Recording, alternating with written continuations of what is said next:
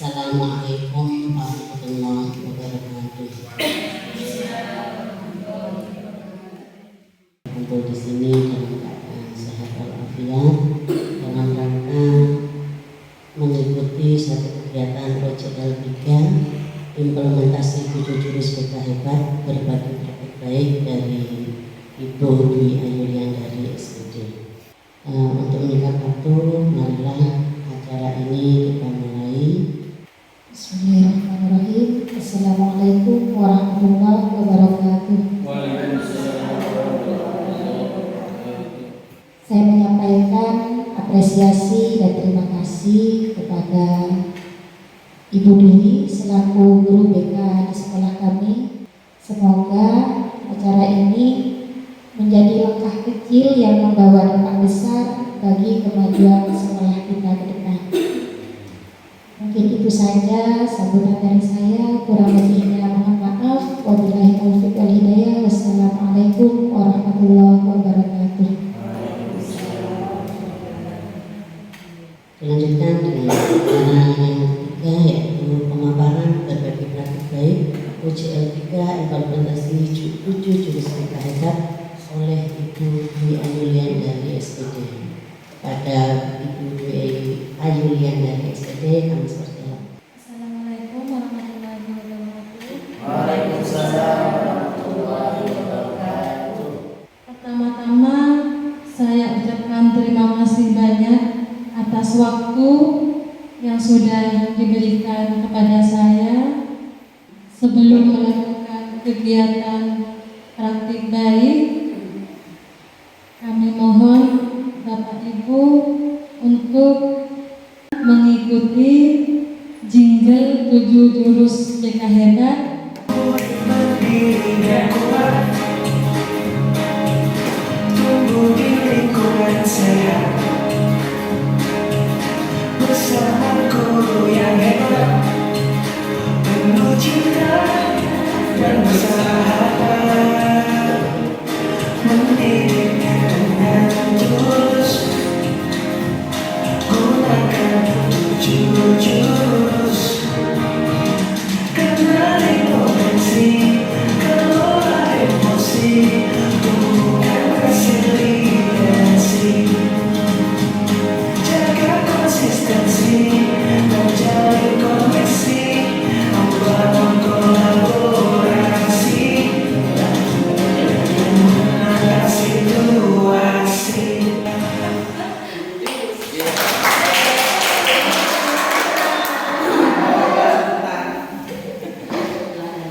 Terima kasih Bapak Ibu semuanya.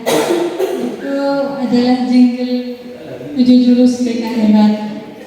Langsung saja Bapak Ibu, ini saya akan berbagi praktik baik apa yang sudah saya lakukan pada saat kegiatan OJL 1 dan OJL 2, di mana OJL 1 yang saya lakukan itu adalah jurus 1, kenali potensi. Sebelumnya saya akan memaparkan tujuan program 7 jurus guru BK hebat adalah meningkatkan kompetensi guru termasuk guru BK, guru kelas, dan guru mata pelajaran dalam membina karakter positif dan mengembangkan potensi pribadi, sosial, belajar, karir siswa. Program ini bertujuan agar semua guru mampu menciptakan lingkungan belajar yang nyaman, aman, dan menyenangkan, serta dapat membantu siswa menghadapi tantangan sejak dini.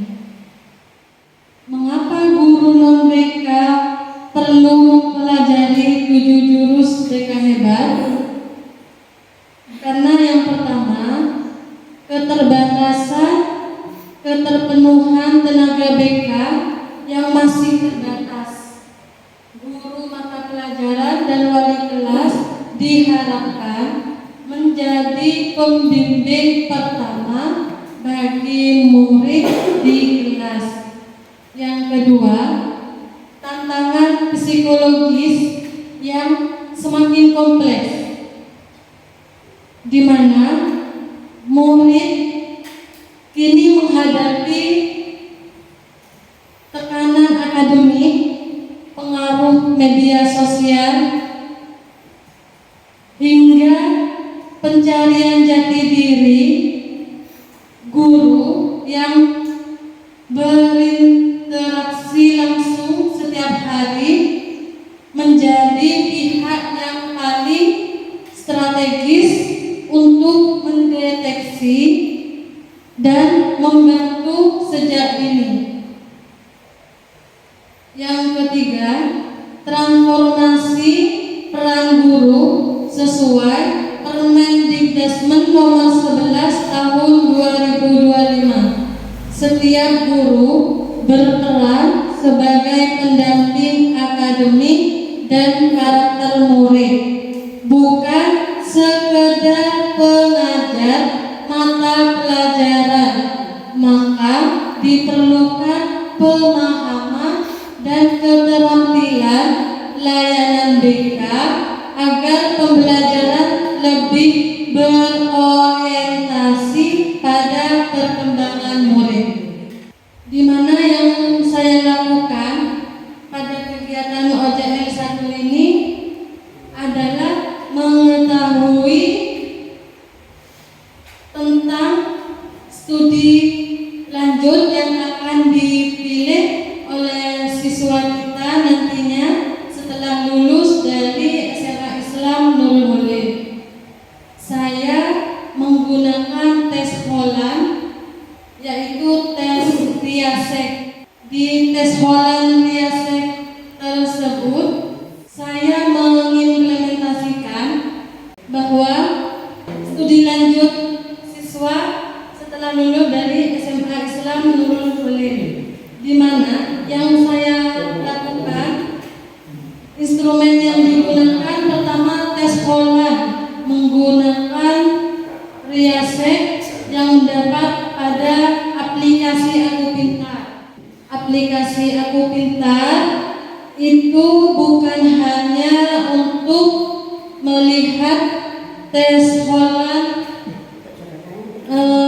Riasek, tapi juga mengetahui tes gaya belajar, mengetahui 8 majemuk karakter kecerdasan yang dimiliki oleh siswa. Yang saya terapkan pada OJL jurus 1 ini, kenali potensi, itu saya memilih tes Holland Riasek. Nah, ini Bapak Ibu, saya sebagai guru BK sama seperti panjenengan semuanya. Saya juga membuat RPP, tapi kalau untuk guru BK itu namanya RPL, di mana rencana pelaksanaan layanan bimbingan klasika. Karena pelaksanaannya di kelas, jadi namanya bimbingan klasika. Di mana Bapak Ibu, saya melakukan layanan ini, RPL yang saya buat ini sama seperti panjenengan, di mana topik atau materinya adalah kenali potensi melalui tes Riasek Holland. Bidang layanannya itu adalah karir, jenis layanan bimbingan klasikal, aspek perkembangan atau SKKPD-nya, wawasan dan kesiapan karir. Pada tahap perkembangan ini, siswa supaya memahami dirinya terus menggali potensi yang sudah dimiliki oleh siswa kita, supaya mengetahui bagaimana nantinya mereka semua bisa menentukan arahnya, mau kemana, cita-citanya, jurusan dan karir masa depannya. Melalui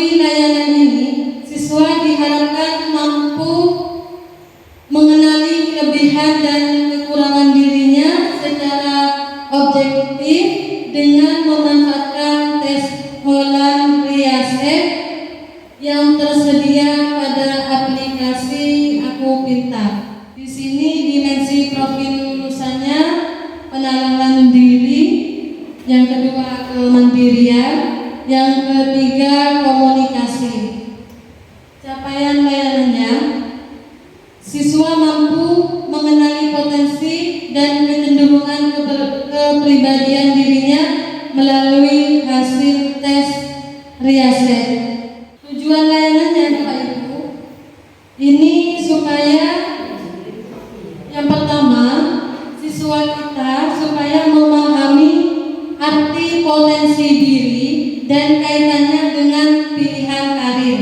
Yang kedua, mengenal 6 tipe kepribadian Riaset, di mana singkatan dari Riaset itu adalah R realistik, I investigatif, A artistik, C S sosial, E enterprising, yang C konvensional. Yang ketiga, mengidentifikasi tipe kepribadian karir pribadi melalui hasil tes di aplikasi Aku Pintar. Bapak Ibu, untuk kerangka layanan, di sini metode layanan yang saya dapatkan kemarin dari workshop itu namanya metode AK. Ini mungkin juga nantinya akan bisa digunakan oleh Bapak Ibu semuanya, karena metode AK ini sangat efektif sekali pada saat kegiatan pembelajaran di kelas, di mana metode AK itu adalah aktivitas, refleksi, konsep, aplikasi. Pendekatan yang saya gunakan pendekatan deep learning. Untuk langkah-langkah kegiatan Bapak Ibu, kegiatan awal sama seperti panjenengan pada saat pembelajaran di kelas, di mana kegiatan awal itu guru menyapa siswa, salam dan doa pembuka.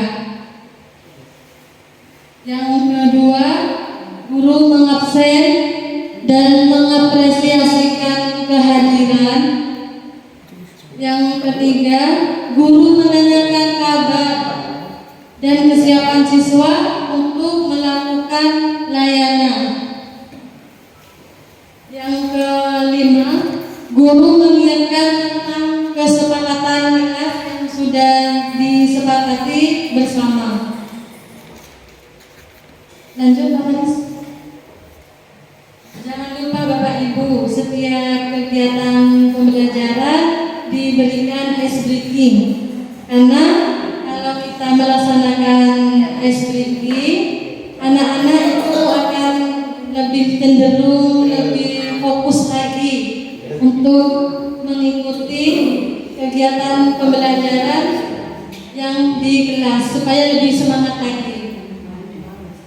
Nah, ini saya perkenalkan untuk kegiatan saya pada saat kegiatan menggunakan metode RK, yang A, aktivitas, di mana saya mengarahkan siswa untuk membuka aplikasi Aku Pintar melalui browser di Chromebook, karena siswa kita kan di pondok jadi tidak menggunakan HP. Saya menyuruh siswa itu mengarahkan supaya membuka Aku Pintar itu lewat Chromebook. Itu adalah aktivitas yang dilakukan. Yang kedua, siswa langsung mengisi tiap pertanyaan pada aplikasi Aku Pintar sesuai dengan petunjuk yang ada. Yang ketiga, siswa membentuk kelompok kecil sesuai dengan hasil yang sama. Yang keempat, siswa berdiskusi dengan masing-masing kelompok dan menemukan kesamaan serta keragamannya setelah melakukan mengisi di aplikasi aktivitas.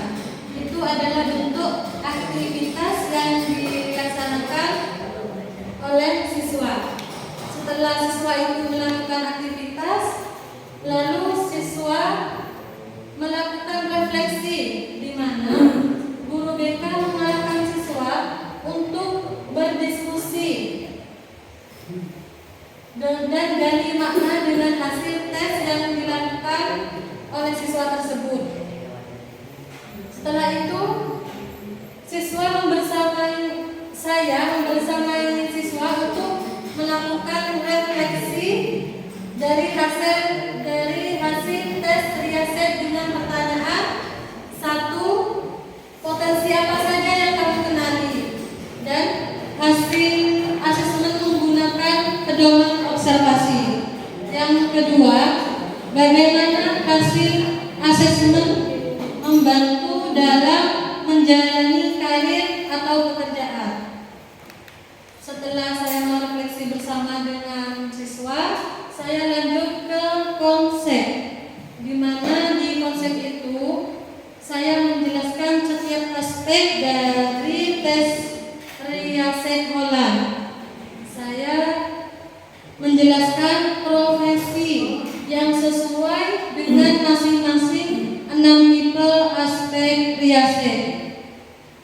Yang keempat, aplikasi. Saya membagikan lembar rekap hasil tes riaset.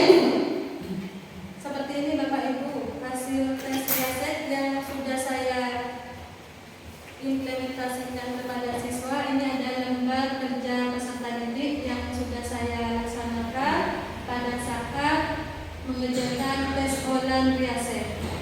Di sini akan ketahuan Bapak Ibu, setelah siswa kami melakukan tes, akan ketemu potensi karir yang dimiliki oleh siswa tersebut. Di mana di sini punya Wasilatul Rohmah kelas 11 yang yang realistis itu menunjukkan 100%, yang investigatif itu 81%, yang artistik itu 71%, yang sosial itu 80%, yang enterprising 50%, yang konvensional itu 50%. Setelah mengisi hasil tes itu, terus di sini ada rencanakan karir masa depanmu. Nah, sebelumnya saya masih belum menjelaskan ya Bapak Ibu untuk yang R itu apa, yang I itu apa.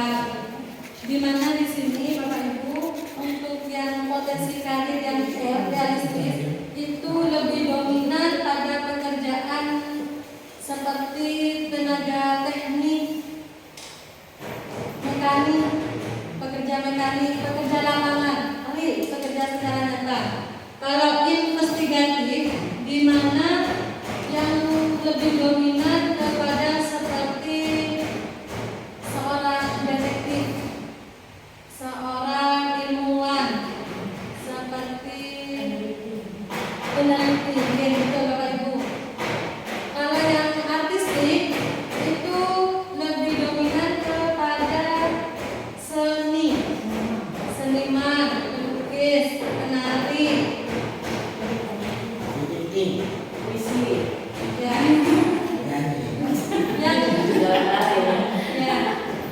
menggambar, melukis itu termasuk di artistik. Kalau yang di sosial itu yang berinteraksi secara langsung dengan sosial. Contohnya seperti ya, seperti kita semuanya Bapak Ibu, seorang guru. Yang enterprising, nah di sini yang enterprising itu dominan pada seperti entrepreneur, manager. Kemarin saya itu bahas sama anak-anak, ini Bu, seperti CEO, gitu Bu. Mungkin karena sudah suka sama drakon, akhirnya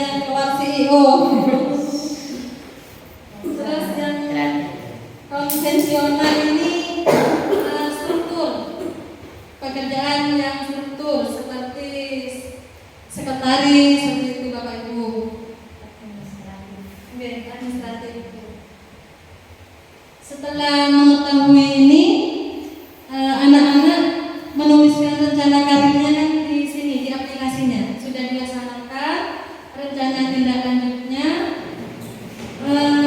memilih sesuai dengan karir yang ingin dimiliki, ingin dikembangkan untuk masa depannya nantinya.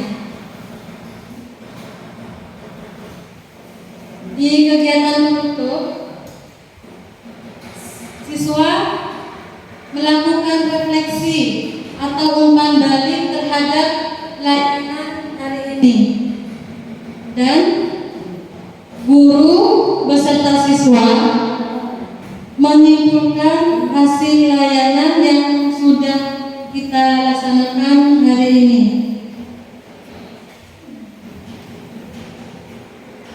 Yang ketiga, guru menyampaikan rencana layanan yang akan disampaikan pada pertemuan selanjutnya. Yang keempat, guru menutup kegiatan dengan berdoa dan salam. Selanjutnya Pak Waris.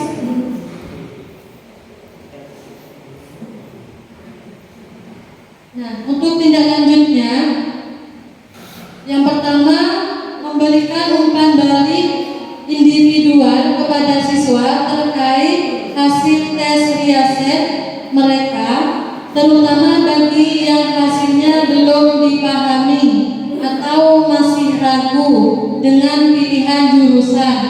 Yang kedua, menjadwalkan layanan konseling individu atau kelompok kecil bagi siswa yang membutuhkan pendampingan lanjutan dan menentukan arah karirnya untuk kedepannya.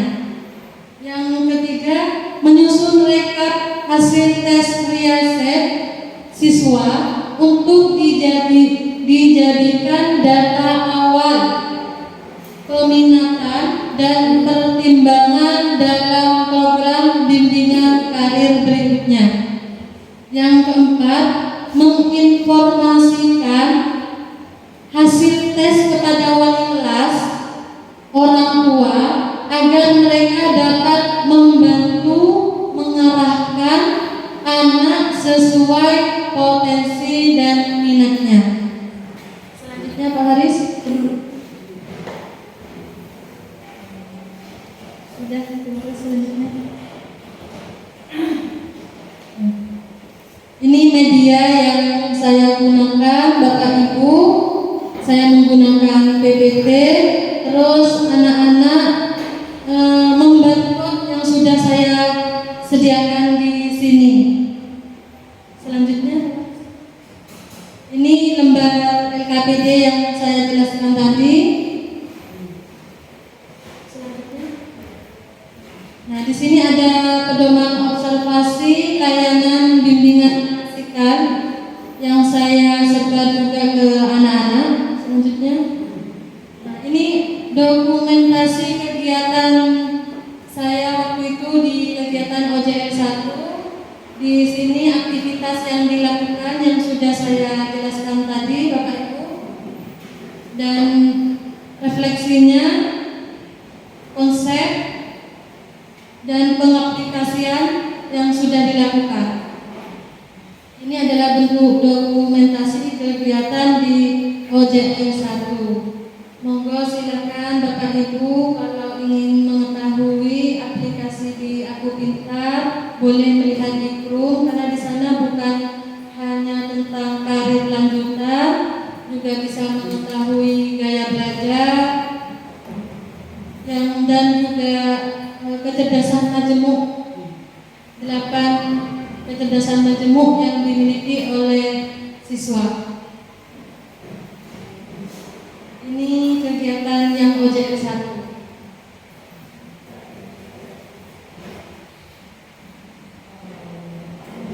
Nah ini Bapak Ibu, ini adalah rekap hasil tes riaset siswa kelas 11 yang sudah saya rekap.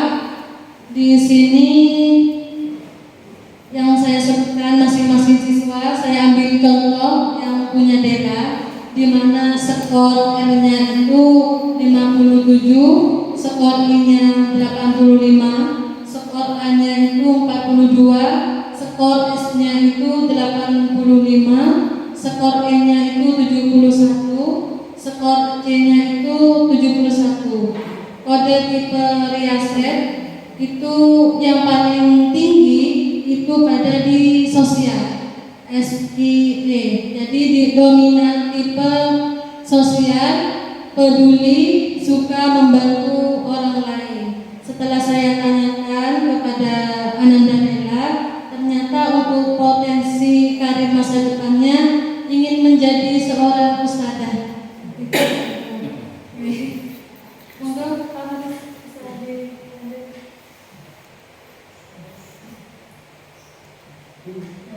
Di sini sumber data asesmennya saya pelaksanaannya di minggu keempat bulan Oktober. Sasarannya seluruh siswa kelas 11. Analisis dan interpretasi berdasarkan hasil asesmen Riaset di atas diperoleh kecenderungan minat karir siswa kelas 11 sebagai berikut, di mana di sosialnya itu terdapat 2 siswa, enterprisingnya itu ada 1 siswa, artistiknya 2 siswa, realistiknya 13 siswa, konvensionalnya itu 0, investigatifnya itu 1 siswa.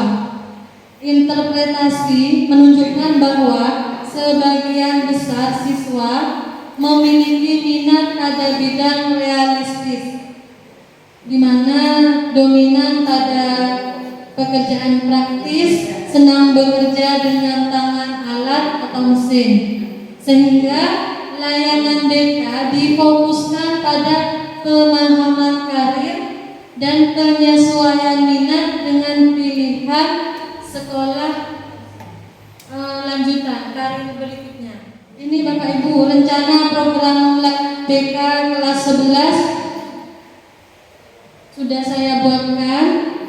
Rencana nantinya di bulan Juli ini saya akan mengadakan bidang layanan pribadi dengan topik atau materi adaptasi dan kemandirian di kelas 11, keterkaitan dengan asesmen, dasar pengenalan diri sebelum asesmen, jenis layanannya layanan klasikal. Sudah saya rencanakan dalam 1 tahun. Ini yang sudah saya lakukan di praktik baik di OJL 1. Terima kasih Bapak Ibu. Ini adalah praktik baik saya di kegiatan OJL 1. Terima kasih Ibu Kepala Sekolah, Ibu Bapak kurikulum luar biasa untuk kita semua. Aplaus untuk kita satu. Jadi kegiatan saya di sini adalah mendampingi Bapak Ibu. Jadi bagaimana pelaksanaan Ibu Dwi melaporkan implementasi dari jurus 1 dan jurus 2 yang sudah dikuasai Ibu Dwi selama 4 hari di Malang kemarin. Bapak Ibu, untuk guru non-BK memang tidak harus paham 100% seperti Bu Dwi yang berbasic BK, betul. Tetapi minimal Bapak Ibu mengetahui. Yang kedua, Bapak Ibu berkolaborasi. Monggo Bapak Ibu berkolaborasi dengan guru BK. Oke Ibu, sekolah Dwi refleksi ya, umpan balik berkaitan dengan jurus 1. Sekali lagi aplaus untuk kita semua Bapak Ibu. Terima kasih. Lanjutkan Bapak Ibu, di kegiatan jurus 2 ini berkaitan dengan kelola emosi, di mana kita sebagai pendidik juga harus bisa mengelola emosi kita. Di implementasi yang saya lakukan di jurus 2 ini adalah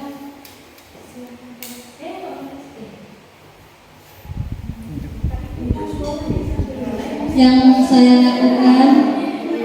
Instrumen awal itu adalah mengidentifikasi kompetensi sosial emosional yang digunakan dalam program Merdeka, yaitu kuesioner pemahaman dan perubahan perilaku siswa, yang mana bertujuan untuk mengetahui pemahaman awal dan kebiasaan siswa dalam mengenali serta mengelola emosi sehari-hari.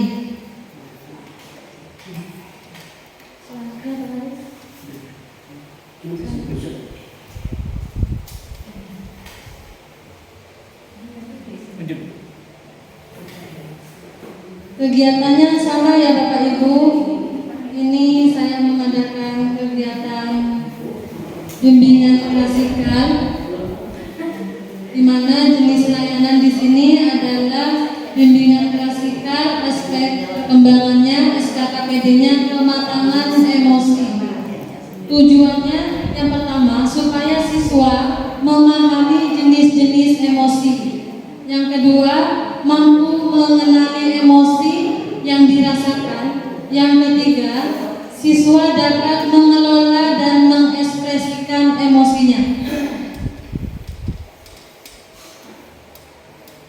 Saya tetap menggunakan langkah-langkah metode AKA, di mana aktivitas awal saya melakukan aktivitas awal yang bernama zona emosi pada siswa, yang mana aktivitas ini dapat membantu siswa dalam mengenali emosinya di berbagai situasi. Di sini Bapak Ibu, materi yang saya gunakan itu menggunakan zona emosi. Langsung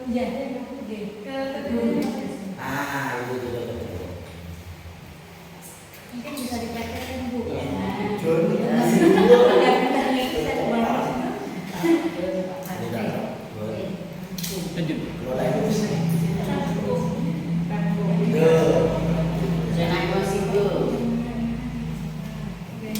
Ini Bapak Ibu, di zona emosi ini saya bagi 4. Di zona emosi yang merah itu lebih cenderung ke zona emosi apa Bapak Ibu?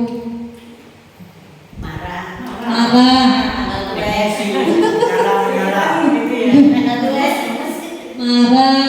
Terus apa lagi Bapak Ibu?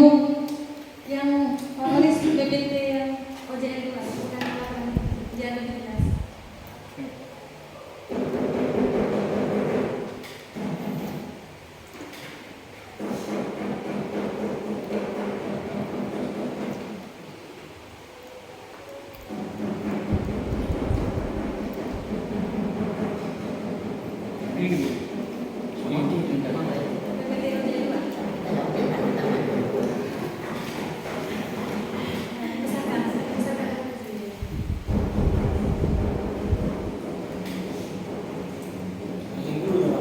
Yang zona emosi. Terus ke bawah. Nah, di sini zona emosi saya bagi menjadi 4, di mana yang merah itu menunjukkan emosi marah, kesal, frustasi, ingin berteriak. Kalau yang hijau itu zona emosi tenang, fokus, bahagia, semangat. Yang biru itu sedih, lelah, kecewa, kurang motivasi. Yang kuning itu zona emosi cemas, gugup, ragu, bingung. Ke bawah kan Bapak Lis?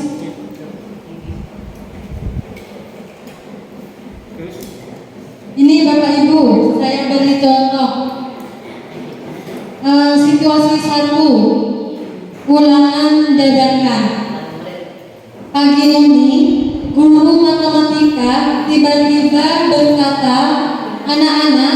hari ini kita ulangan mendadak. Kamu belum belajar karena semalam ketiduran lebih awal. Kamu akan berada di zona mana? Misalkan Bapak Ibu menjadi siswa, zona yang dialami oleh Bapak Ibu itu pada zona apa? Merah. Yang pastinya parah ya Bu Krim, karena di sini guru matematika langsung dadakan mengadakan ulangan. Yang kedua, situasi kedua, menang lomba sekolah. Kamu baru saja diumumkan sebagai pemenang lomba antar kelas yang kamu persiapkan selama seminggu penuh.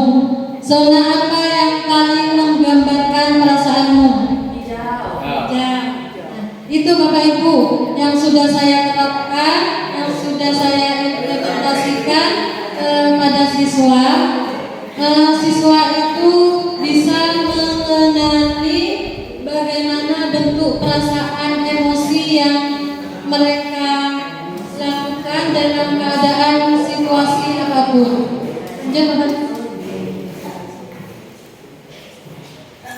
Di refleksi ini Bapak Ibu,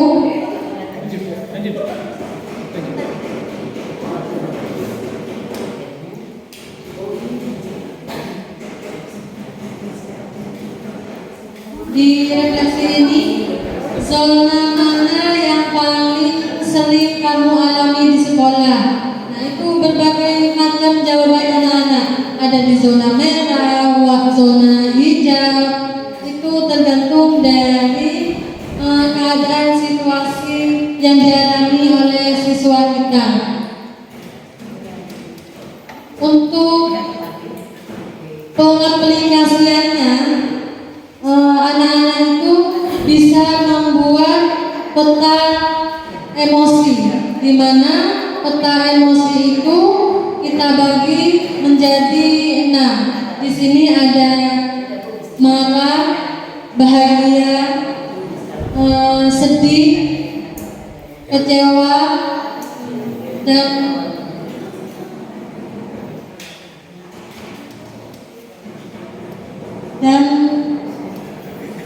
capek di sini. Terus dilanjut lagi.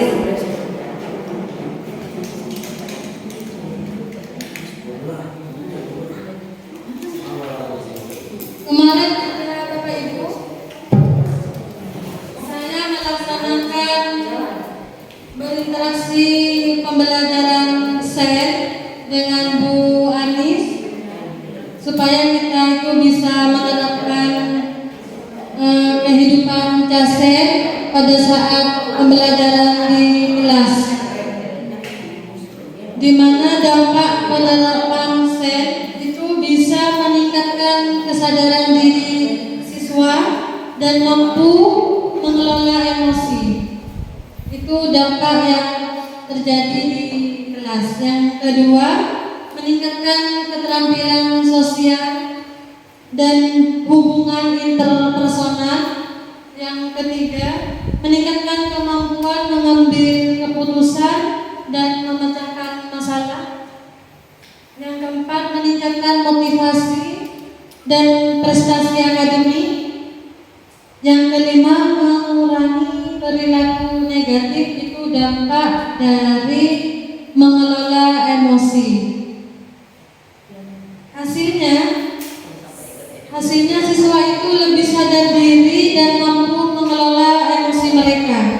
Yang kedua, siswa lebih mampu berempati dan memahami orang lain. Yang ketiga, siswa lebih mampu mengambil keputusan yang tepat dan memecahkan masalah. Yang keempat, siswa lebih mampu mengelola stres dan tekanan. Selanjutnya Pak Haris, ini yang sudah saya lakukan bersama anak-anak, dokumentasinya.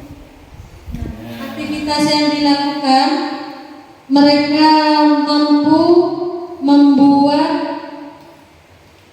zona emosi yang sudah mereka rasakan pada saat itu dokumentasi selanjutnya. Ini sebagian bentuk roda emosi dan cara mengelola emosi.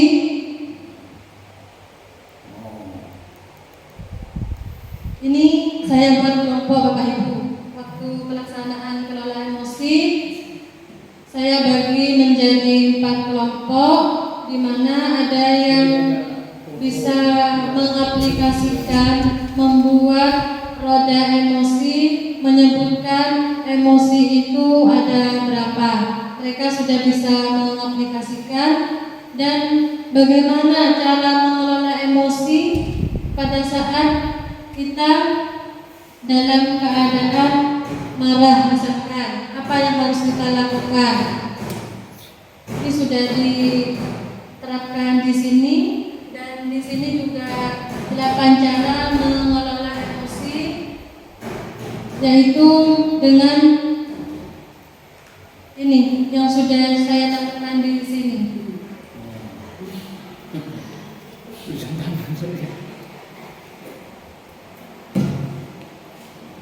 Selanjutnya Pak Garis.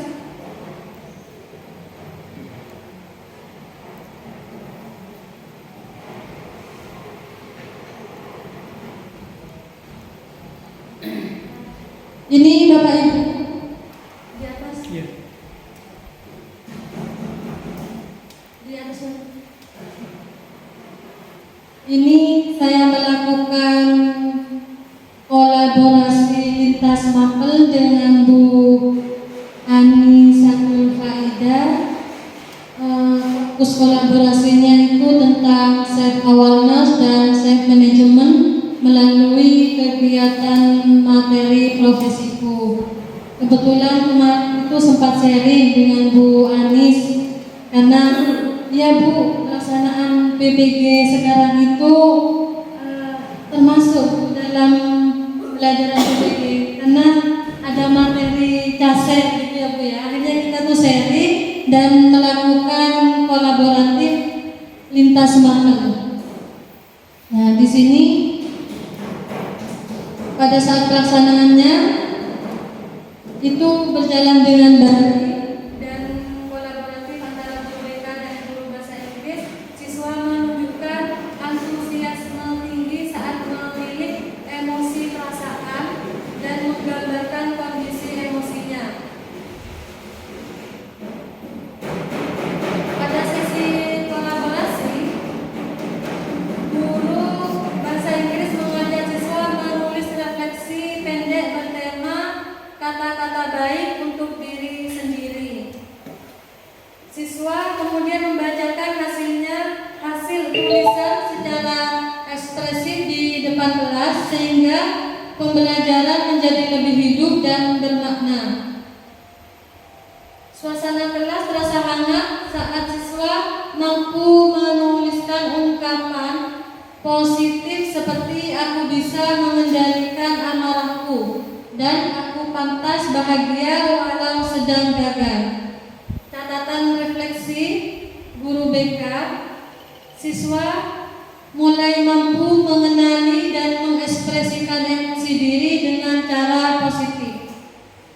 Aktivitas menulis reflektif membantu siswa membangun kesadaran diri dan dialog batin positif yang dinamakan self-talk.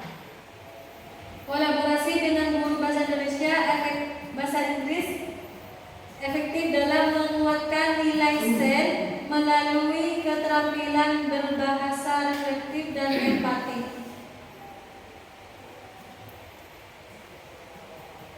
Catatan reflektif guru mapel bahasa Inggris, kegiatan menulis reflektif memberi ruang bagi siswa untuk mengekspresikan diri secara jujur dan positif. Nah, di sini Bapak Ibu, rencana tindak lanjutnya adalah melakukan konseling individu bagi siswa yang masih kesulitan mengendalikan emosi atau mengekspresikan diri. Yang kedua, melaksanakan sesi lanjutan manajemen stres dan motivasi belajar pada bulan berikutnya. Yang ketiga, melanjutkan kolaborasi dengan guru bahasa Inggris pada tema komunikasi dan empati bulan November. Yang keempat, berkoordinasi dengan wali kelas untuk menumbuhkan budaya serta positif dan bahasa yang berempati di kelas. Itu yang sudah kami lakukan pada saat kolaborasi penerapan CASEN. Sekian dari saya, Bapak Ibu. Terima kasih. Assalamualaikum warahmatullahi wabarakatuh. Terima kasih Bapak Ibu. Jadi untuk jurus 2 ini nanti nextnya mungkin nanti bisa lebih diperdalam Ibu ya. Untuk apa? Refleksi dari saya untuk Bu Dwi sudah lebih bagus, tetap tertata. Jadi laporannya, kegiatannya sudah tertata. Alhamdulillah, terima kasih atas pemaparannya ini juga dari Bu Ani Sujati. Untuk acara selanjutnya yaitu tanya jawab. Assalamualaikum warahmatullahi wabarakatuh. Waalaikumsalam warahmatullahi wabarakatuh. Perkenalkan kami, saya Bu Prima dari Fisika di SMA Ihsan Nuril.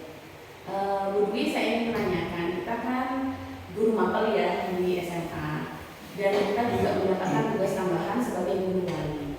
Nah, guru wali itu kan setahu saya tidak sama ya dengan guru BK, Ibu. Apakah juga guru wali boleh menerapkan jurus BK ini dan bagaimana cara menerapkannya? Terima kasih Bu. Ya, enggak terlalu Pertanyaannya sangat sulit Bu. Biasanya kita itu harus melakukan pendampingan, kolaborasi supaya kita tuh satu pintu untuk melakukan sentuhan kepada siswa kita. Itu memang sangat dibutuhkan.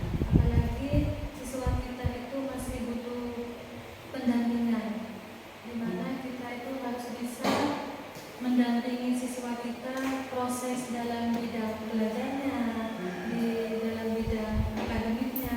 Bahkan kita tuh bukan hanya sebagai guru yang bisa mengajari mata pelajaran saja, tapi kita hadir seutuhnya untuk melakukan pendampingan di masalah pribadinya juga.